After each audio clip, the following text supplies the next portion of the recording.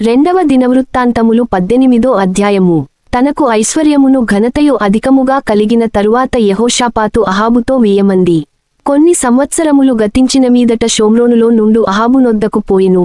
అహాబు అతని కొరకును అతని వెంటవచ్చిన జనుల కొరకును అనేకమైన గొర్రెలను పశువులను కోయించి తనతో కూడా రామోత్గిలాదు మీదికి పోవుటకు అతని ప్రేరేపించెను. ఇశ్రాయేలు రాజైన అహాబు యూదారాజైన యెహోషాపాతును చూచి, నీవు నాతో కూడా రామోత్గిలాదునకు వచ్చెదవా అని అడుగగా యెహోషాపాతు, నేను నీవాడను, నా జనులు నీ జనులు, మేము నీతో కూడా యుద్ధమునకు వచ్చెదమని చెప్పెను. మరియు యెహోషాపాతు ఇశ్రాయేలు రాజుతో, నేడు యెహోవా యొద్ద సంగతి విచారణ చేయుదము రండనగా. ఇశ్రాయేలు రాజు 400 మంది ప్రవక్తలను సమకూర్చి, నేను రామోత్గిలాదు మీదికి యుద్ధమునకు పోవుదునా మానుదునా అని వారినడిగెను. అందుకు వారు, పొమ్ము, దేవుడు రాజు చేతికి దానినప్పగించునని చెప్పిరి. అయితే యెహోషాపాతు, మనము అడిగి విచారణ చేయుటకై వీరు తప్ప యెహోవా ప్రవక్తలలో ఒకడైనను ఇచ్చట లేడా అని అడుగగా, ఇశ్రాయేలు రాజు, యెహోవా యొద్ద విచారణ చేయుటకు ఇవ్లు కుమారుడైన మీకాయా అను ఒకడు ఇచ్చట ఉన్నాడు.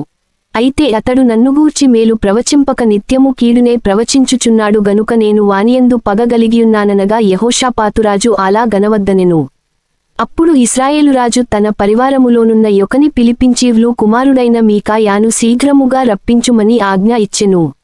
ఇశ్రాయేలు రాజును యూదారాజగు యెహోషాపాతును షోమ్రోను ఊరు గవిని ముందరి బయలునందు తమ తమ వస్త్రములను ధరించుకొని తమ తమ సింహాసనముల మీద కూర్చునియుండగా ప్రవక్తలందరును వారి ముందర ప్రవచించుచుండిరి. అప్పుడు కెనేనా కుమారుడైన సిద్కియా ఎనుపకొమ్ములు చేయించుకొని వచ్చి, సిరియనులు నిర్మూలమగు వరకు వీటితో వారిని నీవు పొడిచెదవని యెహోవా సెలవిచ్చుచున్నాడని ప్రకటించెను. ప్రవక్తలందరును ఆ ప్రకారముగానే ప్రవచించుచు, యెహోవా రామోత్గిలాదును రాజు చేతికి అప్పగించును, దాని మీదికి పోయి జయమొందుము అనిరి. మీకాయాను పిలుచుటకు పోయిన దూత అతని కనుగొని, ప్రవక్తలు రాజు విషయమై ఏక ముఖముగా మేలునే పలుకుచున్నారు, దయచేసి నీమాటను వారి మాటలకు అనుకూలపరచి మేలునే ప్రవచింపుమనగా, మీకాయా, యెహోవా జీవముతోడు నా దేవుడు సెలవిచ్చునదేదో దానినే ప్రవచింతునని చెప్పెను. అతడు రాజునొద్దకు రాగా రాజు అతని చూచి, మీకాయా, యుద్ధమునకు రామోత్గిలాదునకు మేము పోవుదుమా మానుదుమా అని అడుగగా, అతడు పోయి జయించుడి, వారు మీ చేతికి అప్పగింపబడుదురనెను. అప్పుడు రాజు, యెహోవా నామమును బట్టి అబద్ధము కాక సత్యమే పలుకుమని నేను ఎన్ని మారులు నీచేత ఒట్టు పెట్టించుకొందునని అతనితో అనగా, అతడు కాపరిలేని గొర్రెలవలెనే ఇశ్రాయేలు వారందరును పర్వతముల మీద చెదరిపోవుట చూచితిని, వీరికి యజమానుడు లేడనియు వీరిలో ప్రతివాడు తన తన ఇంటికి సమాధానముగా పోవలెననియు యెహోవా సెలవిచ్చియున్నాడనెను. ఇశ్రాయేలురాజు ఇది విని యెహోషాపాతుతో ఇట్లనెను, ఇతడు కీడునేగాని నా విషయమై మేలును ప్రవచింపడని నేను నీతో చెప్పలేదా అని అనగా, మీకాయా, యెహోవా మాట వినుడి, యెహోవా తన సింహాసనము మీద ఆసీనుడయుండుటయు పరమండల సైన్యమంతయు ఆయన కుడిప్రక్కను ఎడమప్రక్కను నిలువబడుటయు నేను చూచితిని. ఇశ్రాయేలు రాజైన అహాబు రామోత్గిలాదు మీదికి పోయి పడిపోవునట్లు ఎవడు అతని ప్రేరేపించునని యెహోవా అడుగగా, ఒకడు ఈ విధముగాను ఇంకొకడు ఆ విధముగాను ప్రత్యుత్తరమిచ్చిరి. అప్పుడు ఒక ఆత్మ వచ్చి యెహోవా ఎదుట నిలువబడి, నేను అతని ప్రేరేపించదనని చెప్పగా, యెహోవా దేనిచేతనని అతని నడిగెను.